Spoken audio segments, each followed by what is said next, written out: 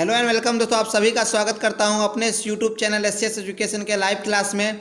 दोस्तों जैसा कि हम लोग कल देखा था मानव नृत्य के इम्पोर्टेंट टोटल मतलब इम्पोर्टेंट जितना भी उसका क्वेश्चन बन सकता है या उस चैप्टर के बारे में पूरी जानकारी कल लिए थे मानव नृत्य के बारे में।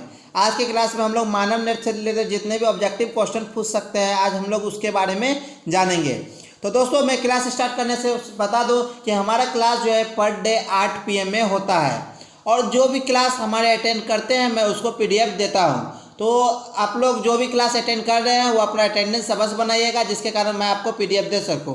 तो हम लोग अपने क्लास को आज के स्टार्ट करते हैं और जानते हैं पहला ऑब्जेक्टिव से कि पहला ऑब्जेक्टिव आपसे किस टाइप से पूछ सकता है। तो हमसे पहला ऑब्जेक्टिव पूछ सकता है कि सामान्य दृष्टि के वयस्क के लिए सुस्पष्ट दर्शन की न्यूनतम दूरी क्या है। क्या है क्वेश्चन दोस्तों हमारा कि सामान्य दृष्टि के लिए वयस्क के लिए सुस्पष्ट दर्शन के लिए न्यूनतम दूरी क्या है। आप लोगों को एक क्वेश्चन का आंसर देने के लिए कम से कम 5 सेकंड का आपको टाइम दिया जाता है। आप 5 सेकंड के अंदर में सभी स्टूडेंट्स अपने लाइव चैट में इसका आंसर देंगे।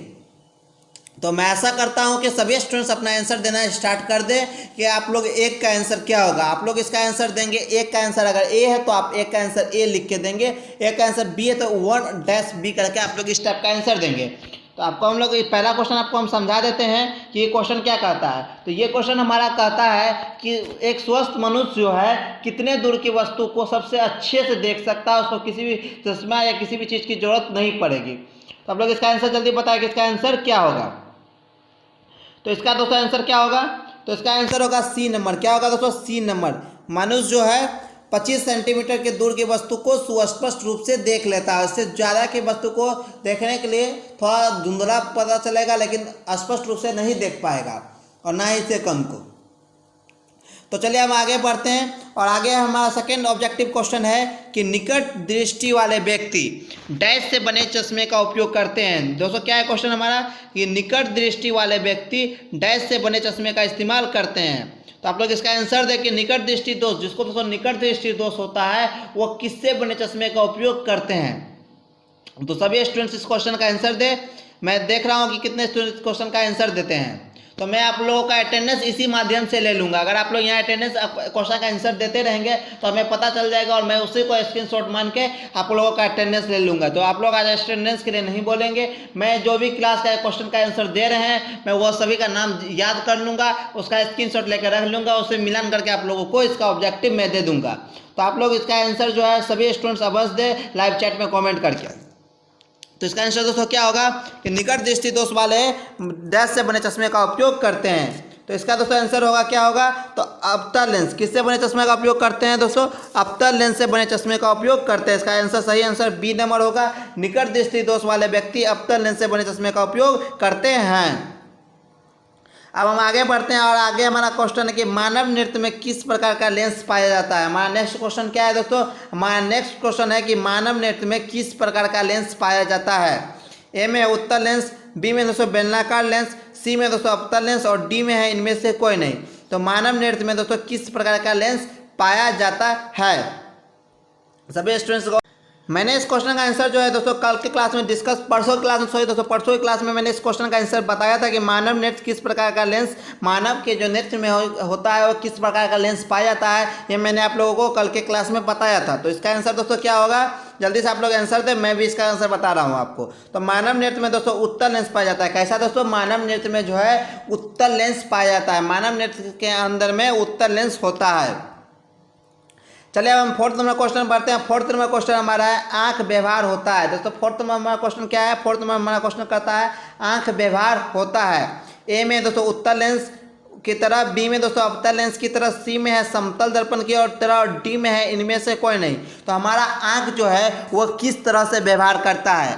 तो हमारा आंख जो है वह किस तरह से व्यवहार करता है। अगर दोस्तों उसके अंदर में लेंस पाया जाता है तो वो उसी लेंस की तरह व्यवहार करेगा। तो हमारा आंख जो है वो उत्तल लेंस की तरह व्यवहार करता है। कैसा दोस्तों, उत्तल लेंस की तरह हमारा आंख व्यवहार करता है। चलिए हम आगे बढ़ते हैं और हमारा फिफ्थ नंबर क्वेश्चन है अबिंदुकता नेत्र दोष को दूर करने के डैश से बने चश्मे का उपयोग करते हैं। क्या है क्वेश्चन हमारा, अबिंदुकता नेत्र दोष को दूर करने के लिए हम डैश से बने चश्मे का उपयोग करते हैं। ए में दोस्तों उत्तल लेंस, बी में दोस्तों बेलनाकार लेंस, सी में दोस्तों अवतल लेंस और डी में है इनमें से कोई नहीं। तो अबिंदुकता जो नेत्र है उसके दोष को दूर करने के लिए हम डैश से अपने चश्मे का उपयोग करते हैं। इस क्वेश्चन का आंसर कल मैंने क्लास में भी डिस्कस किया था कि अबिंदुकता नेत्र को दोष करने के लिए हम लोग किस प्रकार के चश्मे का उपयोग करते हैं। तो सभी स्टूडेंट्स इस क्वेश्चन का आंसर अभी आवाज दें कि इस क्वेश्चन का आंसर क्या होगा। तो इस क्वेश्चन का आंसर दोस्तों क्या होगा, तो इस क्वेश्चन का आंसर होगा बेलनाकार लेंस। कैसा दोस्तों लेंस, बेलनाकार लेंस। अबिंदुकता नेत्र दोष को दूर करने के लिए हम लोग अब बेलनाकार लेंस का उपयोग करते हैं। कैसा लेंस का, बेलनाकार लेंस का प्रयोग करते हैं।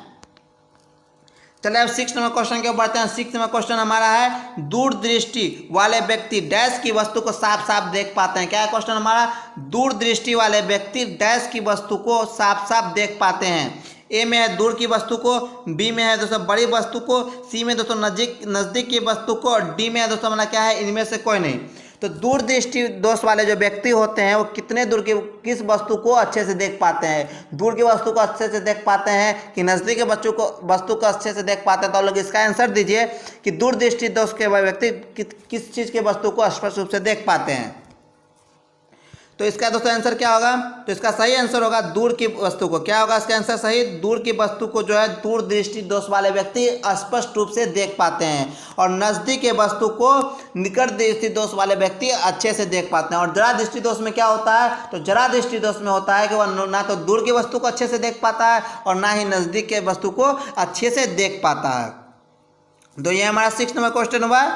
चलिए हम 7 नंबर क्वेश्चन के ऊपर बढ़ते हैं और हम 7 नंबर क्वेश्चन हमारा है मंद प्रकाश में किसकी शीतलता से पुतली पूर्ण रूप से फैल जाती है। क्या क्वेश्चन कह रहा है हमारा, मंद प्रकाश में किसकी शीतलता से पुतली पूर्ण रूप से फैल जाती है। ए में दोस्तों कॉर्निया, बी में परितारिका, सी में दोस्तों एरिस और डी में है इनमें से कोई नहीं। तो मंद प्रकाश में किसकी शीतलता से पुतली पूर्ण रूप से फैल जाती है। तो आप लोग इसका आंसर क्या होगा, तो इसका सही आंसर होगा दोस्तों, क्या होगा सही आंसर इसका, तो इसका सही आंसर होगा परितारिका। क्या होगा दोस्तों इसका सही आंसर, परितारिका। बी नंबर इसका सही आंसर होगा। मंद प्रकाश में परितारिका के स्थलता के कारण पुतली हमारे पूर्ण रूपेण फैल जाती है। चलिए अब हम 8 नंबर क्वेश्चन की ओर बढ़ते हैं और 8 नंबर क्वेश्चन हमारा है किस दोष में हम द्विफोकसी लेंस का प्रयोग करते हैं। दोस्तों मैंने ये कल के क्वेश्चन को कल के क्लास में ये बताया था द्विफोकसी मतलब दोस्तों द्विफोकसी को ही कल मेरे से एक स्टूडेंट्स पूछे थे कि द्विफोकसी और हम लोग पढ़ रहे हैं बाइफोकल। तो दोस्तों द्विफोकसी और बाइफोकल लेंस एक ही होता है जिसको द्विफोकसी लेंस भी बोलते हैं। तो द्विफोकसी और बाइफोकल ये दोनों एक ही लेंस है, तो हम लोग बाइफोकल भी बोल सकते हैं, द्विफोकसी भी बोल सकते हैं, उसमें कोई भी गलत नहीं है। तो किस दोष को दूर करने के लिए हम लोग द्विफोकसी लेंस का उपयोग करते हैं, आप लोग जल्दी से इसका आंसर दें।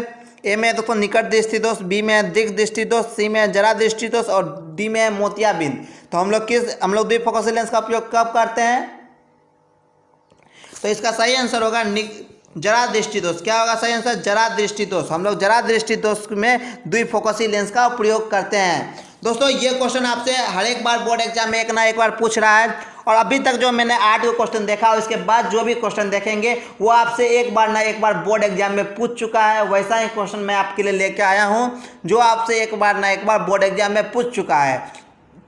तो मैं सभी स्टूडेंट को कहता हूं कि अगर आप लोग इसका सही आंसर दे पाते हैं और इसका सभी ऑब्जेक्टिव आपसे बन जाता है तो मैं ये निश्चित गारंटी दे सकता हूं कि आप लोग बोर्ड एग्जाम में इस बार साइंस सोशल साइंस ये दोनों पेपर आप लोगों का बहुत मजबूत रहेगा एग्जाम देने में और आप ये दोनों नंबर पेपर में अच्छे से नंबर को गेन कर सकते हैं। मैं आशा करता हूँ कि हमारे क्लास के द्वारा आपको इतनी मदद मिले कि आप लोगों को ये दोनों पेपर जो है बहुत ज़्यादा मजबूत हो जाए और मैं भी यही चाहता हूं कि आप लोग इस बार बोर्ड एग्जाम में अच्छे से अच्छे नंबर गेन करें जिससे हमारा भी नाम होगा और आप लोगों का भी तो नाम होगा ही होगा। तो आप लोग भी अच्छे से हमारे चैनल द्वारा जितनी भी पढ़ाई कराई जा रही है तो सभी क्लास को ईमानदारी पूर्वक अटेंड करें, सभी लेक्चर को ईमानदारी पूर्वक याद करें, सभी क्वेश्चन जो मैं PDF देता हूँ आप उसको भी अच्छे से पढ़ें जिससे आप लोगों को वो क्वेश्चन याद हो जाएगा। और दोस्तों मैं ये गारंटी के साथ कह सकता हूँ कि मैं जितना क्वेश्चन बताऊंगा उसी में से आपको बोर्ड एग्जाम में पूछ सकता है, उससे आगे और ज़्यादा एक भी क्वेश्चन नहीं पूछ सकता है।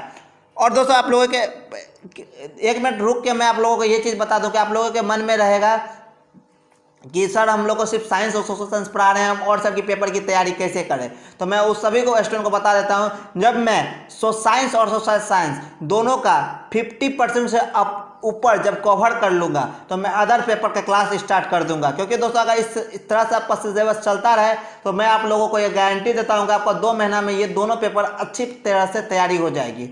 तो दोनों पेपर जब तैयार हो जाएगा तो मैं दूसरे पेपर को भी लेकर चल सकता हूँ। तो जब ये दोनों पेपर पर आप लोग अभी मेन फोकस करें, जब ये सब पेपर आप पढ़ लेंगे तब मैं नेक्स्ट क्लास को तैयारी कराऊंगा। और दोस्तों आप लोगों को मैं सभी पेपर की तैयारी कराऊंगा, तो आप लोग टेंशन नहीं लेंगे। मैं सभी पेपर का तैयारी आप लोगों को धीरे धीरे स्टार्ट करूंगा। चलिए अब हम नए नंबर क्वेश्चन की ओर बढ़ते हैं। चलिए अब हम 9 नंबर क्वेश्चन की ओर बढ़ते हैं और 9 नंबर क्वेश्चन हमारा है मानव नृत्य जिस भाग पर प्रतिबिंब बनाता है वह है। तो क्या है क्वेश्चन हमारा?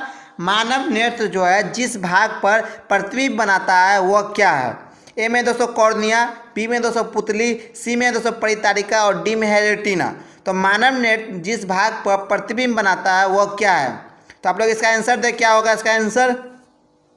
सभी स्टूडेंट्स का आंसर देंगे क्योंकि मैंने ये कल के क्लास में क्वेश्चन डिस्कस किया है। तो सभी स्टूडेंट्स ईमानदारी पूर्वक मेरे द्वारा बताई जाने वाली इस सभी क्वेश्चन को अच्छे से तैयारी करें। आप लोग ये ध्यान नहीं रखें कि ये हमारा फ्री में क्लास है तो इसमें क्या हो रहा है। तो दोस्तों ये फ्री का क्लास नहीं है। आप लोग अगर अच्छे से पढ़ेंगे तो आप लोगों को अच्छे से तैयारी हो जाएगी। जितना मैंने अभी आपको पढ़ाया है, मैंने फिजिक्स केमिस्ट्री का जो सवाल डिस्कशन किया है, तो आप लोग इससे अच्छा तैयारी आप लोगों को फीलिंग हो रहा होगा कि इस चैप्टर से मेरे सारे ऑब्जेक्टिव क्वेश्चन को बन सकते हैं। आप लोग अपना चैप्टर भी उल्टा के देख सकते हैं। तो मेरा कमेंट बहुत ज़्यादा आ रहा है तो मैं इसका आंसर बता देना चाहता हूँ कि इसका आंसर होगा रेटिना। मानव नृत्य के जिस भाग पर प्रतिबिंब बनता है वह क्या है? रेटिना। चलिए अब दोस्तों हम 10th नंबर क्वेश्चन की ओर बढ़ते हैं और 10th नंबर क्वेश्चन हमारा है पुतली के साइज को नियंत्रित करने वाला गहरा पेशीय डायफ्राम क्या कहलाता है? और मैं आपको जो भी बातें बताऊंगा आप क्लास के एंड में बताऊंगा। तो अभी आप लोग अब अपने ऑब्जेक्टिव पर फोकस करें। मेनली सभी स्टूडेंट्स अपने अपने ऑब्जेक्टिव पर फोकस करें और क्वेश्चन क्या आ रहा है इसका आंसर सभी स्टूडेंट दे, क्योंकि मैं आज आप लोगों का अटेंडेंस नहीं लूँगा। जितना स्टूडेंट्स जितना ज़्यादा कमेंट करेंगे, जितना ज़्यादा ऑब्जेक्टिव क्वेश्चन का आंसर देंगे, मैं उसका स्क्रीनशॉट लेकर रख लूँगा। तो मैं किसी भी टाइम स्क्रीनशॉट ले लूँगा। तो सभी स्टूडेंट जो है अवश्य सभी क्वेश्चन का आंसर, चाहे गलत हो कि सही हो, सभी स्टूडेंट्स अवश्य इसका सभी क्वेश्चन का आंसर दे। तो अभी तक मैंने स्क्रीनशॉट नहीं लिया, अब मैं स्क्रीनशॉट लूँगा, वो भी किसी भी टाइम ले लूँगा। मैं आपको फिर बताऊँगा नहीं, फिर आप लोग बाद में नहीं बोलेंगे सर मैंने क्लास में था लेकिन आप स्क्रीनशॉट नहीं लिए, मैं PDF फिर उसको नहीं दूंगा। तो आप लोग इस क्वेश्चन का आंसर दें, पुतली के साइज को नियंत्रित करने वाला गहरा पेशीय डायफ्राम क्या कहलाता है? सभी स्टूडेंट्स का आंसर दें, क्या कहलाता है? तो इसका आंसर दोस्तों क्या होगा? परितारिका। पुतली के साइज को नियंत्रित करने वाला गहरा पेशीय डायफ्राम परितारिका, ए नंबर इसका आंसर होगा, परितारिका कहलाता है। तो आप लोगों को यहाँ तक किसी भी प्रकार की कोई दिक्कत नहीं हो। आप लोग 10th क्वेश्चन को देख लिए हैं और हम लोग 6 क्वेश्चन जो बचा हुआ है हम और देखेंगे। और आप लोगों को अभी तक 10th क्वेश्चन में एक भी सवाल प्रॉब्लम नहीं होगा और आप लोग क्वेश्चन बैंक उल्टा कर देख सकते हैं। ये सभी क्वेश्चन आपके क्वेश्चन बैंक में उपलब्ध होगा। तो सभी स्टूडेंट्स अपने अपने क्वेश्चन बैंक को अवश्य मिलान कर लेंगे। अब हम लोग बढ़ते हैं 11th नंबर क्वेश्चन के। और 11th नंबर क्वेश्चन आपका 2012 और 14 दोनों बोर्ड एग्जाम में पूछा गया है। ये क्वेश्चन है स्पेक्ट्रम प्राप्त करने के लिए। दोस्तों स्पेक्ट्रम आपको हम समझा देते हैं। स्पेक्ट्रम होता है जैसे कोई श्वेत प्रकाश होता है, श्वेत प्रकाश से अवयवी रंग निकालते हैं, उसी को हम लोग स्पेक्ट्रम बोलते हैं। तो श्वेत स्पेक्ट्रम प्राप्त करने के लिए हम लोग किसका प्रयोग करते हैं? ए में दोस्तों कांच की सिल्ली का, बी में दोस्तों उत्तल लेंस का, सी में दोस्तों अवतल लेंस है और डी में है प्रिज्म। तो स्पेक्ट्रम प्राप्त करने के लिए हम किससे का प्रयोग करते हैं? आप सभी लोग इसका आंसर दें कि स्पेक्ट्रम प्राप्त करने के लिए हम लोग किस चीज़ का प्रयोग करते हैं। ये क्वेश्चन भी आपके लिए इंपॉर्टेंट है, तो आप लोग आंसर दें। तो स्पेक्ट्रम प्राप्त करने के लिए सभी स्टूडेंट नीचे कमेंट करें जल्दी जल्दी इस क्वेश्चन का आंसर।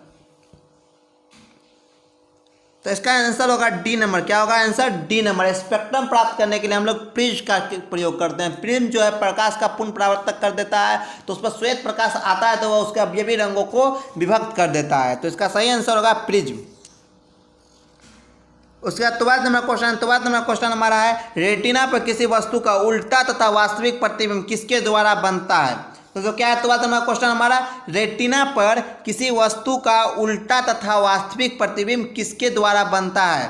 ए में दोस्तों परितारिका, बी में दोस्तों पक्षमा भावी पेशियां, सी में दोस्तों अभिनेत्र लेंस और डी में है काचप द्रव।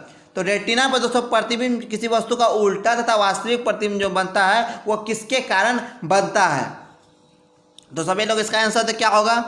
तो इसका दोस्तों आंसर होगा आपको अभिनेत्र लेंस। सी नंबर इसका आंसर होगा। क्या होगा आंसर? C number. अभिनेत्र लेंस रेटिना पर किसी वस्तु का वास्तविक तथा वास्तविक प्रतिबिंब अभिनेत्र लेंस के द्वारा बनता है। ये आपका 2018 में पूछा गया क्वेश्चन है। ये क्वेश्चन आपके 2018 के बोर्ड एग्जाम में पूछा गया था।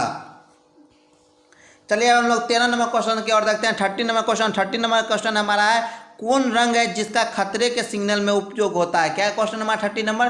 कौन लेंस है जिसका उपयोग जो हम लोग खतरे के सिग्नल के लिए करते हैं? ए में दोस्तों नीला रंग, बी में दोस्तों बैंगनी रंग, सी में दोस्तों लाल रंग और डी में है पीला रंग। सभी स्टूडेंट्स इस क्वेश्चन का आंसर जानते भी होंगे क्योंकि आप लोग इसका अधिकतर रेलवे सिग्नल में उपयोग देखते हैं। तो इसका क्या होगा आंसर? तो इसका आंसर होगा दोस्तों लाल रंग। क्या होगा दोस्तों? लाल रंग। तो कौन रंग है? तो इसका आंसर होगा लाल रंग का प्रयोग हम लोग खतरे के सिग्नल के रूप में प्रयोग करते हैं। तो सभी स्टूडेंट को मैं बता दूं कि आप लोग से एक क्वेश्चन जो मुझसे छूट गया है बताना सब्जेक्टिव में, मैं आपको वो क्वेश्चन आपके व्हाट्सएप ग्रुप में भेज दूंगा। सभी स्टूडेंट्स को इस क्वेश्चन का आंसर मिल जाएगा। सभी स्टूडेंट्स को उसके व्हाट्सएप ग्रुप में ही मैं भेज दूंगा। और वो क्वेश्चन है कि रेलवे सिग्नल में लाल रंग का प्रयोग क्यों किया जाता है, ये मैं सभी स्टूडेंट्स को इस क्वेश्चन का आंसर बता दूंगा। और ये क्वेश्चन का आंसर मैं 2-3 दिन के अंदर में आपके व्हाट्सएप ग्रुप में भेज दूंगा और उसी में आपको मैं बता दूंगा कि रेलवे सिग्नल में हम लोग लाल रंग का उपयोग क्यों करते हैं या खतरे के निशान के लिए हम लोग लाल रंग का प्रयोग क्यों करते हैं। ये दोनों क्वेश्चन एक ही हैं, तो दोनों क्वेश्चन का आंसर या एक मिला दीजिए तो एक ही क्वेश्चन होगा कि लाल रंग का प्रयोग हम लोग खतरे के लिए क्यों करते हैं। मैं इसका आंसर आप लोगों को 2-3 दिन के अंदर में भेज दूंगा। इसके लिए आप लोगों को कोई भी आंसर किसी भी तरह का मैसेज करने की जरूरत नहीं है, मैं अपने ही 2-3 दिन के अंदर में आपको इसका आंसर भेज दूंगा। अब हमारा 14 नंबर क्वेश्चन है और हमारा 14 नंबर क्वेश्चन है कि तारे क्यों टिमटिमाते हैं? क्या है दोस्तों क्वेश्चन हमारा 14 नंबर? तारे क्यों टिमटिमाते हैं? ए में दोस्तों वायुमंडलीय अपवर्तन के कारण, बी में दोस्तों अपवर्तन के कारण, सी में दोस्तों वायुमंडलीय परावर्तन के कारण और डी में है इनमें से कोई नहीं। तो तारे हमारा क्यों टिमटिमाते हैं? तो आप सभी लोग इसका आंसर दें। तो इसका दोस्तों सही आंसर होगा वायुमंडलीय अपवर्तन के कारण। क्या होगा दोस्तों आंसर? वायुमंडलीय अपवर्तन के कारण, ए नंबर। वायुमंडलीय अपवर्तन के कारण तारे हमें टिमटिमाते नजर आते हैं, जो मैंने कल के क्लास में आप लोगों को डिस्कशन किया था। और ये क्वेश्चन सब्जेक्टिव के लिए तारे क्यों टिमटिमाते हैं आपके लिए इंपॉर्टेंट है। मैं अभी सब्जेक्टिव क्वेश्चन का भी डिस्कशन करूंगा। आप लोगों का क्लास 8:30 बजे तक ही चलेगा, लेकिन मैं उसी दौरान आप लोगों से सब्जेक्टिव क्वेश्चन का भी अभी डिस्कशन करूंगा कि इस चैप्टर से सब्जेक्टिव क्वेश्चन किस प्रकार से पूछ सकते हैं। तो हम आगे बढ़ते हैं इस क्वेश्चन को। अब अपने 50 नंबर क्वेश्चन के ऊपर बढ़ते हैं। टोटल हम लोग 16 ऑब्जेक्टिव क्वेश्चन देखने वाले हैं और 5 जो है सब्जेक्टिव क्वेश्चन देखने वाला है। और इससे बाहर जो है आपके 2021 बोर्ड एग्जाम के लिए नहीं पूछ सकता है। तो मैं जितना बताता हूं आप लोग सिर्फ उतने पर फोकस करते हैं, तो आप अपने साइंस और सोशल साइंस पेपर में 80/80 ला सकते हैं, इसमें कोई भी दिक्कत नहीं है। तो हमारा 15 नंबर क्वेश्चन है 1 आर्गेस्ट्रॉन इक्वल टू डैश। क्या है दोस्तों? 1 angstrom equal to dash dash dash. तो इसका ए में है 10⁻−10, बी में दोस्तों 10⁻−20, सी में दोस्तों 30⁻−10 और डी में है 20⁻−10। तो इसका सही आंसर दोस्तों क्या होगा? मैंने कल के क्लास में बताया था, जो ये किसका प्रचलित मात्रक है ये भी आप लोग जल्दी जल्दी कमेंट करके बताएं कि 1 आर्गेस्ट्रॉन किसका प्रचलित मात्रक है। मैं देखता हूं कि कितने स्टूडेंट्स हमारी क्लास को पर स्पेशल फोकस रखते हैं। तो इसका सही आंसर होगा ए नंबर। क्या होगा? इसका सही आंसर होगा ए नंबर। क्या होगा दोस्तों इसका सही आंसर? इसका सही आंसर ए नंबर होगा। 1 आर्गेस्ट्रॉन होता है 10⁻−10। अब नेक्स्ट क्वेश्चन की ओर बढ़ते हैं। नेक्स्ट क्वेश्चन हमारा है दूर बिंदु और निकट बिंदु के बीच की दूरी को डैश कहा जाता है। क्या है दोस्तों क्वेश्चन हमारा? कि दूर बिंदु और निकट बिंदु के बीच की दूरी को डैश कहा जाता है। ए में है दृष्टिपरास, बी में है दोस्तों नेत्र लेंस, सी में है दोस्तों दूर बिंदु और डी में है इनमें से कोई नहीं। तो इसका दोस्तों आंसर होगा दूर बिंदु और निकट बिंदु के बीच की दूरी को हम लोग क्या कहते हैं। तो आप सभी स्टूडेंट्स इस क्वेश्चन का आंसर दें। तो इसका सही आंसर होगा दृष्टिप्रास। ए नंबर इसका सही आंसर होगा। क्या होगा? दृष्टिप्रास। दूर बिंदु और निकट बिंदु के बीच की दूरी को हम लोग दृष्टिप्रास कहते हैं। यहाँ तक समझने में किसी भी स्टूडेंट को कोई भी दिक्कत नहीं होगी। और जो स्टूडेंट्स इतना दूर के ऑब्जेक्टिव का आंसर दे रहे हैं तो मैं उस सबका अटेंडेंस ऑलरेडी ले चुका हूँ, तो आप लोगों को अटेंडेंस बनाने की कोई भी जरूरत नहीं है, मैं सबका स्क्रीनशॉट लेकर रख चुका हूँ। तो हम लोग अब सब्जेक्टिव क्वेश्चन की ओर पढ़ते हैं जो हमारे 2021 एग्जाम के लिए इंपॉर्टेंट है। या दोस्तों हम लोग अब सब्जेक्टिव क्वेश्चन की ओर बढ़ते हैं और सब्जेक्टिव क्वेश्चन हमसे क्या सब पूछ सकता है इस चैप्टर से, तो हम लोग अब उसको डिस्कशन करते हैं। तो पहला क्वेश्चन हमसे पूछ सकता है कि दृष्टि दोष क्या है और ये कितने प्रकार के होते हैं। पहला क्या पूछ सकता है दोस्तों हमसे कि दृष्टि दोष क्या है और ये कितने प्रकार के होते हैं, इसके कारण एवं उपचार को लिखे। पहला ये क्वेश्चन हमसे है जो 5 नंबर में आपसे पूछ सकता है बोर्ड एग्जाम में। कितने में दोस्तों? ये क्वेश्चन 5 नंबर में पूछेगा आपसे कि दृष्टि दोष क्या है, इसके कारण एवं उपचार को लिखे। ये क्वेश्चन जो हमारा है ये 5 नंबर में आपसे बोर्ड एग्जाम में पूछेगा। तो मैं ये सभी क्वेश्चन का आंसर आप लोगों को बता चुका हूँ। अगर आप लोग नहीं देखे हैं तो हमारे प्लेलिस्ट जो डिस्क्रिप्शन में हमारा ग्रुप का लिंक दिया गया है, आप वहाँ से ग्रुप में ज्वाइन भी हो सकते हैं, मैं वहाँ भी आपको मैसेज कर दूंगा। अन्यथा आप हमारे प्लेलिस्ट साइंस की प्लेलिस्ट में जाके हमारे प्लेलिस्ट ऑप्शन पर क्लिक करके साइंस के प्लेलिस्ट में जाके आप लोग इसका आंसर ढूंढ सकते हैं। मैं उसका होगा मानव नेत्र लेक्चर फर्स्ट ह्यूमन आई लेक्चर फर्स्ट होगा, उसमें आप लोग फर्स्ट और सेकंड दोनों में मैं बताया हूँ। आप लोग इसका आंसर वहाँ से लिख सकते हैं और इसका क्वेश्चन आप लोग तैयार कर ले लिख के अपने कॉपी में। उसका सेकंड हमारा है तारे क्यों टिमटिमाते हैं। क्या है दोस्तों हमारा सेकंड क्वेश्चन ये हमसे 2 नंबर में पूछेगा कि तारे क्यों टिमटिमाते हैं, इसका आंसर लिखने के लिए। थर्ड हमारा क्वेश्चन है टिंडल प्रभाव क्या है, ये भी हमसे 2 नंबर में ही पूछेगा कि टिंडल प्रभाव क्या है। और नेक्स्ट क्वेश्चन हमारा सूर्योदय एवं सूर्यास्त के बीच क्या है क्वेश्चन हमारा सूर्योदय एवं सूर्यास्त के समय सूरज हमें लाल क्यों दिखाई पड़ता है, ये भी हमसे 2 नंबर में पूछेगा। और अबिंदु कथा क्या है, तो ये भी हमसे 2 नंबर में पूछेगा। तो ये टोटल आपसे 5 क्वेश्चन जो है ये आपके बोर्ड एग्जाम के सब्जेक्टिव के लिए इस चैप्टर से इंपॉर्टेंट है। किस चीज़ के लिए? तो सब्जेक्टिव के लिए टोटल 5 क्वेश्चन आपके बोर्ड एग्जाम में इंपॉर्टेंट है। तो आज का क्लास हम लोग यहीं रखते हैं और आप लोगों को मैं समझता हूं कि आप लोगों को अभी तक मैं सभी क्वेश्चन का आंसर आप लोग समझ गए होंगे। तो हम लोग चलिए अब नेक्स्ट क्लास में मिलते हैं और नेक्स्ट क्लास में हम लोग डिस्कस करेंगे सोशल साइंस का जो हिस्ट्री पेपर है उसके सेकेंड चैप्टर को। क्या देखेंगे दोस्तों? कल हम लोग सोशल साइंस के हिस्ट्री पेपर के सेकेंड चैप्टर को देखेंगे। तो सभी स्टूडेंट जो है जो भी हमारे क्लास को देख रहे हैं वो सभी स्टूडेंट से आग्रह करता हूँ कि सभी स्टूडेंट्स अपने दोस्त तक हमारे मैसेज को पहुँचाए। हमारे ग्रुप का लिंक वीडियो के डिस्क्रिप्शन में दिया कि आप वहां से हमारे ग्रुप के लिंक को कॉपी करके आप अपने दोस्त को सेंड कर सकते हैं, तो वो भी हमारे ग्रुप में ऐड हो जाएंगे। तो मैं आशा करता हूं कि कल के क्लास में आज से ज़्यादा अधिक स्टूडेंट्स लाइव रहेंगे। कल के क्लास में सभी स्टूडेंट जो आपके ग्रुप के हैं उसको पहुंचा दें कि कल के क्लास में हम लोग सोशल साइंस का सेकेंड चैप्टर को देखेंगे। क्या देखेंगे हम लोग? कल के क्लास में लोग सोशल साइंस के सेकेंड चैप्टर को देखेंगे। और मैं सभी स्टूडेंट को बताना चाहता हूँ कि कल आप लोग जल्दी जल्दी मैसेज करिए कल के क्लास में कितने लोग उपस्थित रहते हैं। और आप लोग जो क्लास को देखे हैं वह सभी हमारे व्हाट्सएप नंबर 9572222339 पर मैसेज कर दे PDF के लिए। तो तब तक के लिए बाय, मिलते हैं कल एक नई क्लास के साथ। धन्यवाद। आप लोगों को क्लास ऐसे ही समझ में आ जाए।